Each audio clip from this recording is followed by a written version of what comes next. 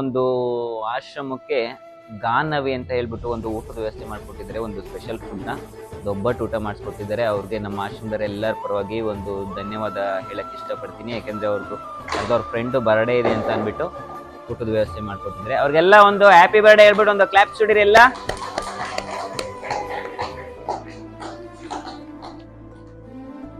ನೀವು ಯಾರಾದರೂ ನಿಮ್ಮ ಬರ್ಡೇ ಇರ್ಬೋದು, ಇಲ್ಲ ನಿಮ್ಮ ಮನೆ ಏನೋ ಫಂಕ್ಷನ್ಸ್ ಇರ್ಬೋದು, ಆ ಥರ ಏನಾದ್ರು ನಮ್ಮ ಆಶ್ರಮದಲ್ಲಿ ಒಂದು ಊಟದ ವ್ಯವಸ್ಥೆ ಮಾಡಬೇಕು ಅಂದರೆ ನಮ್ಮ ಸಂಪರ್ಕಿಸಿ ಅಂತ ಹೇಳಕ್ಕೆ ಇಷ್ಟಪಡ್ತೀನಿ. ಮತ್ತು ಯಾರೇ ರೋಡ್ ಸೈಡಲ್ಲಿ ಯಾರೇ ನಿರಾಶ್ರಿಸಿದ್ರು ಕೂಡ ನಮ್ಮ ನಂಬರ್ ಇರುತ್ತೆ, ಕಾಂಟ್ಯಾಕ್ಟ್ ಮಾಡಿ. ಎಲ್ಲ ಥರ ಸೌಲಭ್ಯ ಇಲ್ಲಿ ಇರುತ್ತೆ. ಇದೊಂದು ವಿಡಿಯೋನ ಶೇರ್ ಮಾಡೋದ್ರಿಂದ ಆ ಥರ ರೋಡ್ ಸೈಡು ಯಾರೂ ಇಲ್ಲದೇ ಇರೋ ಅಂಥವ್ರಿಗೊಂದು ಹೆಲ್ಪ್ ಆಗುತ್ತೆ ಅಂತ ಹೇಳಕ್ಕೆ ಇಷ್ಟಪಡ್ತೀನಿ. Thank you.